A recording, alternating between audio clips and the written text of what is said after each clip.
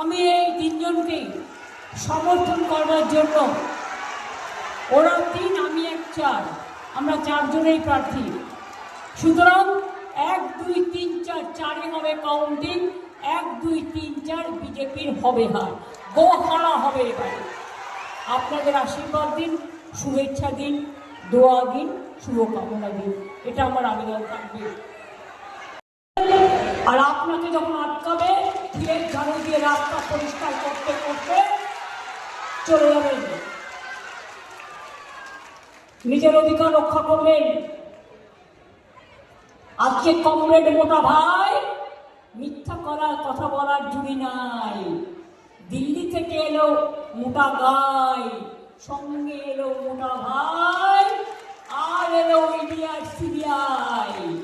সবাইকে নোটিশ দিচ্ছে, সবাইকে ধমকাচ্ছে, সবাইকে চমকাচ্ছে। বাংলার 500-র বেশি অফিসারকে বাইরে পাঠিয়ে দিয়েছে, যাতে বাংলার মানুষ কাজ না পায়। আর নিজেদের পছন্দ মতো লোক এনে বসিয়েছে। তার কারণ ধান্দা, টাকা ঢোকাবে, বন্দুক ঢোকাবে, ড্রাগ ঢোকাবে, মানুষের অধিকার করবে। গতকাল আসামেও শুনলাম, এবার হেরে যেত, হাঁটছিল, 50,000 লোক উত্তরপ্রদেশ থেকে টেনে এনে ঢুকিয়েছে, ঢুকিয়ে কাল ভোট দিয়েছে। এতে লজ্জা ঘৃণা ভয় কিচ্ছু নেই।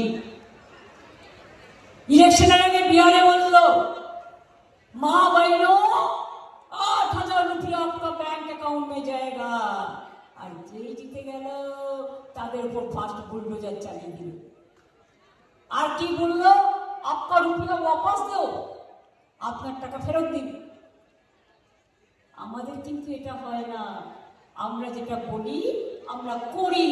তোমরা করো মিথ্যে কথা বলো, আর করো ছলনা, আর মানুষের সাথে প্রতারণা। আগে একটা সতর্ক করে দিয়ে বলি, কারো কোনো ব্যাংক অ্যাকাউন্ট আমার নামে চাইলেও কেউ দেবেন না, ওটা আপনার নিজস্ব। ওই ব্যাংক অ্যাকাউন্টে টাকা ঢোকাবে বলে আপনার ব্যাংক অ্যাকাউন্টে যা টাকা আছে নিয়ে নেবে। আর 2 নম্বর হচ্ছে, নতুন অ্যাকাউন্ট করতে গেলেও কালো টাকা ঢুকিয়ে দেবে। আর ইলেকশনের পরে এই টাকা কোথায় পেলেন, ইডি সিবিআই ইনকাম ট্যাক্স ঢুকিয়ে দেবে। বুঝলেন? আমার কানে এসেছে বলে কথাটা বলে গেলাম।